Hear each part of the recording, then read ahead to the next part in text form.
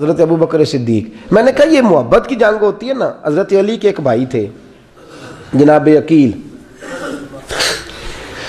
جناب عقیل وہ جب انہوں نے کلمہ پڑھا تو نبی پاک کے بڑا قریب رہنے لگے، اور میرے نبی کریم صلی اللہ علیہ وسلم بھی ان سے بڑا پیار کرتے. حضور فرماتے ہیں تیرا کلمہ پڑھنے کی مجھے ڈبل خوشی ہوئی ہے.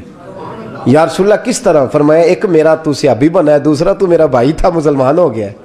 حضور بڑا پیار کرتے. اب یہ محبت جو ہوتی ہے نا اس میں دوڑ بھی لگتی ہے اور یہ بری نہیں ہوتی، یہ دوڑ بڑی اچھی ہوتی ہے. حضرت عقیل اب قریب رہنے لگے.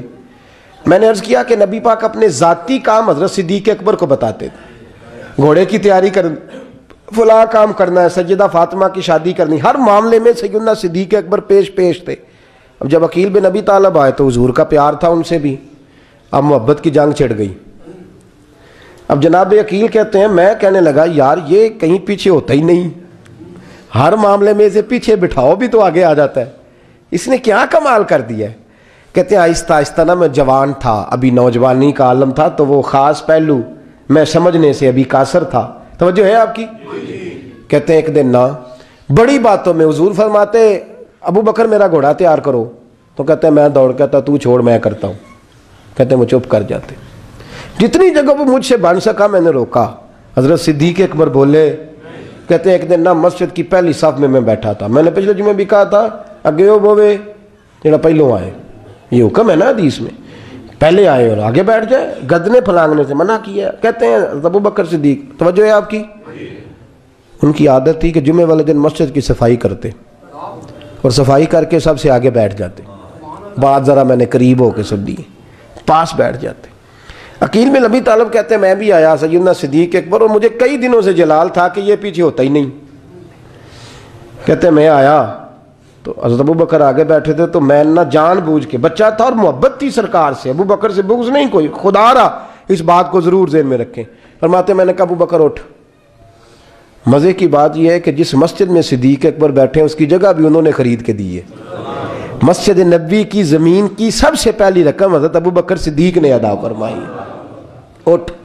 کہتے اٹھے، پیچھے چل. توجہ ہے آپ کی؟ آنکھ کہتے ویکھے کو کسی نے، پاویں مہڑا ہوئے تو پاویں تو چھوٹا بندہ آنکھے تو پھر تو دی خیر ہی نہیں، عمر میں چھوٹا ہو یا مال میں. اٹھ چل پیچھے. اللہ اکبر. حضرت علی دیکھ رہے تھے. کہتے ہیں سیدنا صدیق اکبر اٹھے، پچھلی صف میں، پھر اس سے پچھلی صف میں، پھر اس سے پچھلی صف میں، 7ویں صف میں پہنچ گئے اور وہاں ہاتھ باندھ دیے. کہنے لگے شہزادے اجازت دے تو یہاں بیٹھ جاؤں، تو رسول اللہ کا خاندان ہے، اجازت دے تو یہاں بیٹھ جاؤں. حضرت عقیل کہتے ہیں بیٹھ جاؤ. حضرت ابو بکر صدیق چپ کر کے پیچھے مل جائے وہی کافی ہے. 7ویں صف. شہزادے یہاں بیٹھ جاؤں. میں بیٹھ جا. وہاں بیٹھ گئے، نماز جمعہ پڑھا، سب چلے گئے. حضرت علی حضور کی بارگاہ، یا رسول اللہ عقیل کو تو کچھ سمجھائے.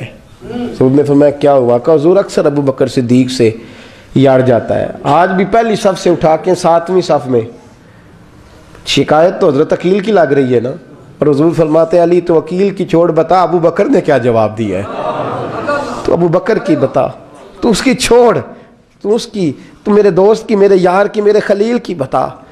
تو حضرت علی رو پڑے. کہنے لگے محبوبہ ابو بکر جیسا درد کہاں سے ڈھونڈ کے لائے. تو چپ کر کے 7ویں صف میں گیا اور اس نے کہا تو خون رسول ہے، تیری نسل پاک میں ہے بچہ بچہ نور، تو ہے نے نور تیرا سب گھران. چپ کر کے بیٹھ گیا. حضور نے فرمایا بلاؤ ابو بکر کو، عقیل کو بھی بلاؤ. دونوں آ گئے. حضور نے فرمایا ابو بکر جمعے میں کیا ہوا ہے؟ عرض کی حضور کچھ بھی نہیں. حضور نے فرمایا تجھے کسی نے صف سے اٹھایا؟ کہا نہیں یا رسول اللہ نہیں. آپ کو کس نے بتایا؟ حضور کیا؟ فرمایا نہیں میں نے سنا ہے کہ تجھے عقیل نے. کہا حضور وہ شہزادے آئے تھے، انہوں نے یار اتنا جذبہ دنیا کہاں سے ڈھونڈ کے لائے گی. بلے شاہ اوتھے ککھ نہیں بچدا جتھے عشق نے لایا ڈھیرا. کہا حضور یار یہ لفظ تاریخ میں ڈھونڈو گے تو نہیں ملے گے. میرے ابو بکر صدیق کیا فرماتے ہیں؟ کہا حضور وہ نسل رسول کا شہزادہ ہے نا، اس نے ابو بکر کو 7ویں صف میں ابو بکر کا بیٹھنا پسند کیا تو ابو بکر راضی ہے. حضور اس نے یہاں بیٹھنا پسند کیا، تیری نسل پاک میں بچہ بچہ نور، تو ہے نے نور تیرا. اور کہا حضور وہ خاندان ہے، میں خادم ہوں، فرق تو ہے نا. وہ خاندان ہے، میں خادم ہوں۔ میرے رسول کریم صلی اللہ علیہ وسلم نے بلایا جناب عقیل کو، ڈانٹا نہیں، محبت فرمائی۔ سرکار نے فرمایا عقیل بیٹے بیٹھ جا، میں تجھے سمجھاؤں۔ پھر حضور نے بات چھیڑی، فرمایا تجھے پتہ ہے میرا ابو بکر کون ہے؟ عرض کی حضور میں، فرمایا نہیں سن، مکے میں سارا مکہ میرا دشمن تھا، یہ میری تنائیوں کا دوست تھا۔ فرمایا لوگ تلواریں لے کے آتے تھے مجھے مارنے، اور اس کی تلوار اٹھتی تھی، کہتا تھا پہلے میں مروں گا پھر کوئی مصطفیٰ تک جائے۔ تجھے پتہ ہے یہ کون ہے؟ حضرت ابو بکر صدیق ہاتھ باندھے، حضور میں نوکر ہوں یا رسول اللہ، میں نے کوئی شکایت ہی نہیں کی۔ فرمایا عقیل یار ادھر بیٹھ بیٹے، میں تجھے بتاؤں۔ کہا لوگ مجھے شیب ابی طالب میں قید کر آئے تھے، میری بیٹیاں پتے کھا کے گزارا کرتی تھی۔ یہ ابو بکر تھا پورے مکے میں جو ظلم سہ سہ کے میرے تک غلہ اور اناج لے کے آتا تھا۔ فرمایا عقیل ادھر آ، میں تجھے بتاؤں، تیرا خاندان تیرا قبیلہ سوائے مولا علی شیر خدا کے، فرمایا وہ سب لوگ میرے ساتھ پیار کرتے تھے، ہمارے اوپر انہوں نے مکے کی زمین تنگ کر دی۔ فرمایا میں مکے سے نکلا تھا، ابو بکر کی بیٹی غار ثور میں کھانا پکا کے لاتی تھی، اس کا بچہ بکریوں کا دودھ لے کے آتا تھا۔ فرمایا یہ جان پہ کھیل کے میری نگرانی کرتا تھا۔ فرمایا تجھے پتہ ہے جس جگہ تو بیٹھا ہوا ہے نا، یہ مسجد کی زمین بھی ابو بکر صدیق نے خرید کے دی۔ حضرت سیدنا عقیل یا رسول اللہ غلطی، حضرت ابو بکر کہتے ہیں حضور واللہ و رسول و منو، میرے اوپر اللہ رسول کے احسان ہے۔ آخری لفظ میرے حبیب نے کہے، حضور نے فرمایا عقیل میرے پاس جس کے بھی پیسے آتے ہیں میں بیگانے سمجھ کے خرچ کرتا ہوں، میں کہتا ہوں فلانے کے ہیں، وہ پوچھے گا کہاں لگے، لیکن ابو بکر کے پیسے آتے ہیں تو میں اپنے سمجھ کے خرچ کرتا ہوں۔ اور میرے رسول کریم صلی اللہ علیہ وسلم نے فرمایا میرے ساتھ جس نے نیکی کی میں نے بدلہ چکا دیا ہے، ابو بکر کا میں نے بدلہ دیا ہی نہیں۔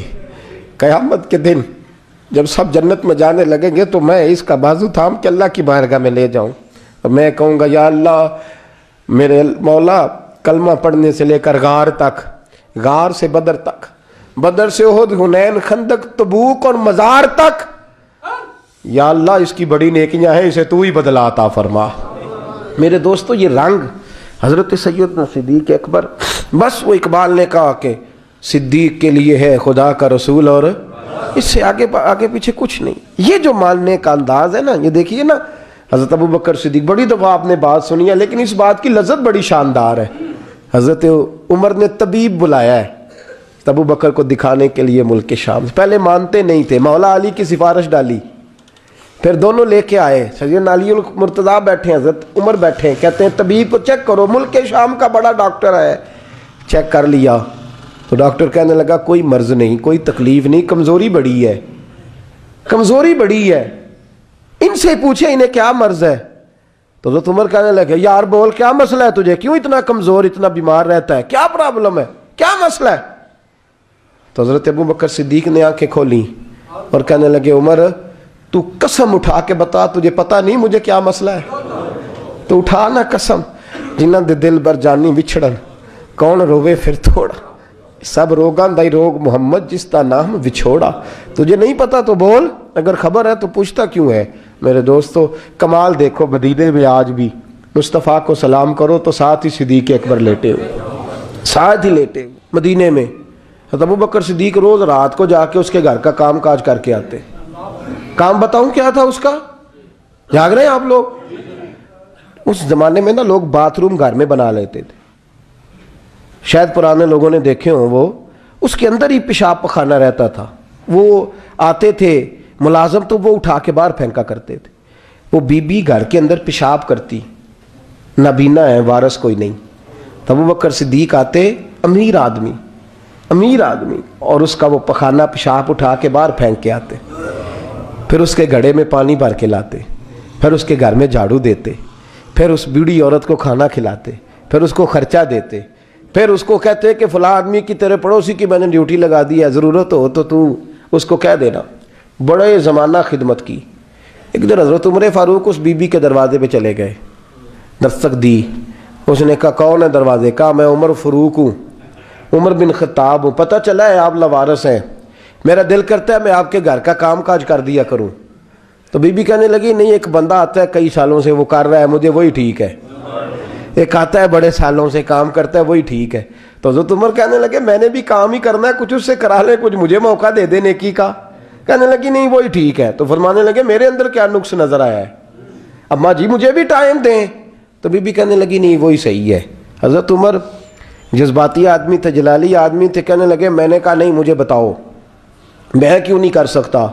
تو بوڑھی اماں کہنے لگی تجھ میں اور اس میں فرق ہی بڑا ہے۔ کہا وہ کیوں؟ کہنے لگے اتنے سال ہو گئے اسے آتے ہوئے، اتنے سال، تو پہلے دن آیا ہے اور آتے کہہ رہا ہے میں عمر بن خطاب ہوں، اپنا نام بتا رہا ہے، سالوں ہو گئے میں روز پوچھتی ہوں تیرا نام کیا ہے، وہ بتاتا ہی نہیں۔ وہ کہتا ہے اماں میں کام صحیح کرتا ہوں تو نام کو چھوڑو، نام بتا کے کیا کرنا ہے۔ فرمایا یہ تھوڑا فرق ہے، اس نے اتنے سالوں میں نام نہیں بتایا اور تو پہلے دن ہی آگے کہہ رہا عمر بن خطاب ہوں، تو ابا جی کا بھی نام بتا رہا ہے، میں نے نہیں کام کرانا، مجھے وہی صحیح ہے۔ نام نہیں بتاتا، نوکری پوری کر جاتا ہے۔ حضرت سیدنا عمر فاروق فرماتے ہیں میں تہجد کے وقت جھاڑیوں میں چھپ کے بیٹھ گیا، کہتے ہیں مسجد نبی سے وہ شخص نکلا، چہرے پہ نقاب، پیروں سے ننگا، اور میں نے اس شخص کو خرامہ خرامہ اس بوڑھی عورت کے گھر کے قریب جاتے دیکھا، تو پیچھے سے جا کے میں نے کہا او مسافر چہرہ تو دکھا۔ تو کہتے ہیں چہرہ اٹھایا تو ابو بکر صدیق تھے، صدیق اکبر تھے۔ حضرت عمر فاروق فرماتے ہیں میں نے کہا تو جوتی کو اتار کے آتا ہے؟ تو کہنے لگے جوتی سے جب چلتا ہوں تو پیروں میں آواز پیدا ہوتی ہے، جوتے کی وجہ سے، پڑوسیوں کو تکلیف دینے کا مقصد تو کوئی نہیں نا۔ اور فرمایا جب جوتوں سے آواز پیدا ہوگی تو گلی محلے والے پوچھیں گے ابو بکر کدھر جا رہا ہے، تو میں نیکی کسی کو بتانا نہیں چاہتا۔ تو فرمایا ابو بکر کب سے آ رہے ہو؟ فرمایا چھوڑ عمر، بس دعا کر رب میرا آنا قبول فرما لے، تو دعا کر سرکار کی بارگاہ میں حاضری صحیح لگتا ہے، چھوڑ میں کب سے آ رہا ہوں، کس وقت سے آ رہا ہوں، اس مسئلے کو چھوڑ، تو یہ دیکھ پانی پر نسویلیاں رنگا رنگ کڑے پریا اس دا جانیے جس دا توڑ چڑھے۔ یہ بات آپ نے درجنوں بار سنی ہے، لیکن اس پر غور تو کرو میرے دوستو کہ حضرت عمر فاروق فرماتے ہیں جن دنوں تبوک کے لیے میرے نبی نے اعلان فرمایا میرے حالات اچھے تھے، ابو بکر کے اچھے نہیں تھے، مالی حالات کمزور تھے، کچھ مسائل تھے، میرے اچھے تھے۔ میری سرکار نے اعلان فرمایا کہ پیسے دو، فرماتے ہیں چونکہ میرے حالات بھی اچھے تھے تو میں نے کہا اس دفعہ پہلا نمبر میرا ہی ہوگا۔ فرماتے ہیں آدھا مال گھر کا، یہ بھی بڑی دلیری ہے۔ کتنا؟ بولیے اتنے تو اسی ابے نو نہیں دس دے ساڑھے کو پیسے کنے نے، کہتے ابا جی مانگنا لین، والد صاحب کو نہیں بتاتے، ہماری جیب بکھری ہوتی ہے، ایسے ہی نانا کوئی مانگی نہ لے۔ آدھا مال حضرت عمر فاروق فرماتے ہیں آدھا مال میں نے بانٹ کے حضور کی بارگاہ میں، اور ساتھ میرا ارادہ ہے کہ ابو بکر آج میں نہیں تجھے آگے گزرنے دیتا۔ فرماتے ہیں مال پیش کیا، تھوڑی دیر گزری تو ابو بکر بھی آ گئے، اور منظر کیا ہے؟ کہتے ہیں انہوں نے قمیض پہنی ہوئی ہے بوریے کی، سر پہ ٹوپی کوئی نہیں، پیروں میں جوتا کوئی نہیں، سر میں ٹوپی کوئی نہیں، پیروں میں جوتا کوئی نہیں۔ کہتے ہیں ابو بکر صدیق آئے، سب کا مال آیا، مصطفیٰ کی بھی اتنی توجہ نہیں تھی، پر جب ابو بکر آئے تو میں نے مصطفیٰ کریم کے انداز بھی بدلے ہوئے دیکھے، اس شخص کے آنے پر بدلے ہوئے دیکھے۔ فرماتے ہیں میرے رسول پاک کے سامنے ہر چیز ابو بکر نے قدموں میں ڈھیر کر دی، اور ڈھیر کر کے نا چیزیں رکھ کے تو فٹافٹ پچھلی سائیڈ پہ، کسی کو پتہ نہ چل جائے، پچھلی سائیڈ پہ حضور کے۔ تو حضور نے فرمایا ابو بکر سامنے آنا، گھر کیا چھوڑ کے آیا ہے؟ فرمایا ہر چیز، پیچھے بیٹھ گئے۔ تو محبوب نے بازو تھام کے آگے کیا، فرمایا کیا چھوڑ کے آیا گھر؟ یہ اس بات پہ بات آپ نے پہلے بھی سنی ہے، لیکن ان لفظوں پہ غور کرو۔ ابو بکر نے یہ نہیں کہا حضور کچھ بھی نہیں میں سارا کچھ لے، یہ لفظ کہا ہی نہیں۔ اللہ کرے ہمیں اس عقیدے کو سمجھیں، اس نظریے کو۔ یہ ترمذی اور مشکات دونوں میں یہ لفظ موجود ہے۔ یہ نہیں کہا حضور کچھ بھی نہیں سارا کچھ لے آیا ہوں، یہ نہیں فرمایا۔